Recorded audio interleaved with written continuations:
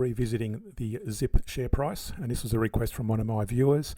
Now, we did a video on this a few days ago, and again I've been asked to do another update because we did say last time there was a retrace expected in the short term. Longer term, they're still quite strong in the share price movement on the weekly. What's happened since then, that pullback has happened, and the longer term weekly price is also weakening as well. So before we go any further, if you are new to the channel, make sure you hit that like and subscribe button to support the channel. Here we've got some fundamental outlook on Zip. If you haven't seen the previous video, probably worth going back and watching that, but I'm going to repeat this for those that are new to the video.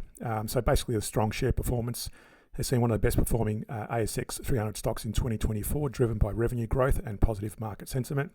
In terms of operational, key successes include 26 revenue increase to 225 million in the second quarter of this year, and a focus on exiting unprofitable regions while improving cash flow and revenue yields.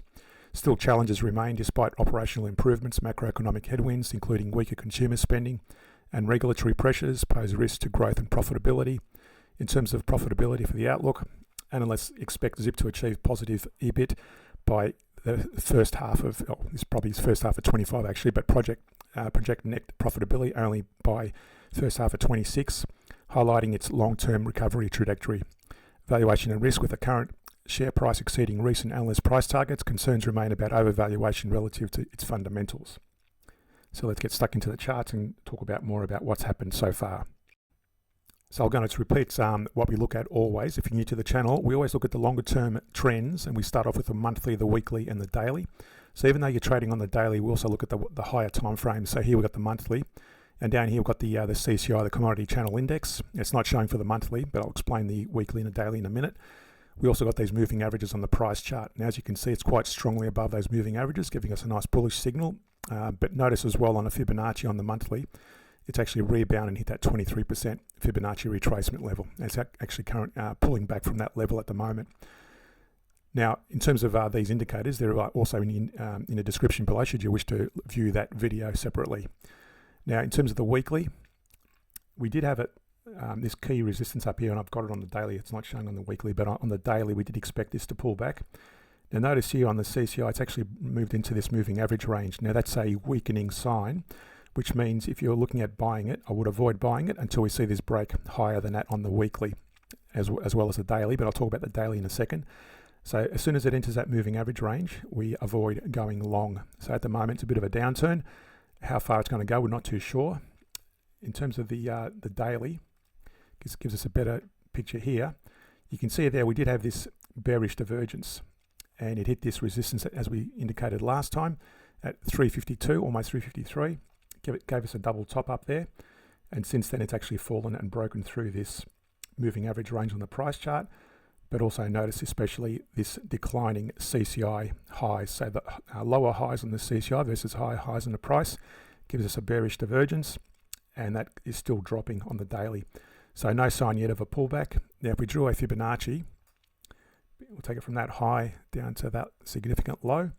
You can see there it's already hit that 38% range, and that's our minimum target range. So it's already hit that, and theoretically it can actually bounce out of that, but at the moment the CCI is showing no sign of a bounce. We want to see this break higher above that moving average range, and ultimately we want to see this start correcting, in which case we'll probably see it break higher than that resistance as well. But at the moment, very weakening sign on the daily.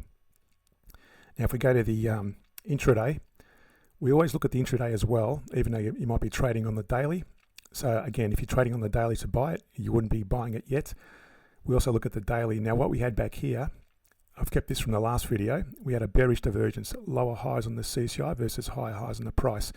Now, you'll notice this CCI is actually broken higher than that previous high. So that divergence there has been invalidated. And what we do is we also get rid of this Fibonacci, which we drew as well. But if you zoom out, you'll notice here we have this high versus that high on the CCI. So what we do then is we extend that trend line down to that high there. That's a bearish movement on the CCI versus, doesn't matter where you take it from, whether you take it from there, typically from the same spot to there, you'll notice it's a higher high on the price. Even if you took it from that one, that's still a higher high versus a lower high on the CCI. That's a bearish divergence. Now what it's done since then if we draw a Fibonacci on the 1 hour, this is a 1 hour time frame by the way, you'll notice it's broken through that 61%. And that 61% is key in Fibonacci.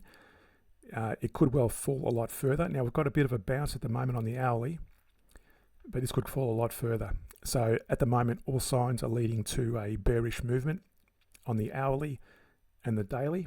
And also if we go back to the weekly time frame, we look at the weekly as well. Again, we want to see the daily break higher and also the weekly to break out of that moving average range to be bullish. At the moment, there's no sign of that. So basically what I'm saying is you want to be, if you're in profit and you're making good money on it, I'd probably take your money off the table and get out of it and wait for a new fresh break to the upside. So at the moment, there's no telling how far it's going to drop. It's all about probability. I'm not going to go and tell you it's going to fall to any particular level because no one can tell you that. If they do, they're actually probably a bit full of it. That's just my opinion. You can try and guess it, and that's all you're doing really is guessing. What we look at doing is determining probabilities of where it's heading and from where it currently is. At the moment, it's bearish, and it's at the moment still trending to the downside.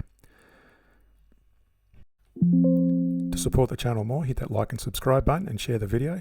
For added benefits and the cost of a coffee, consider subscribing to the Patreon page where we look at weekly scans of bullish trending shares and insider trades that may have occurred.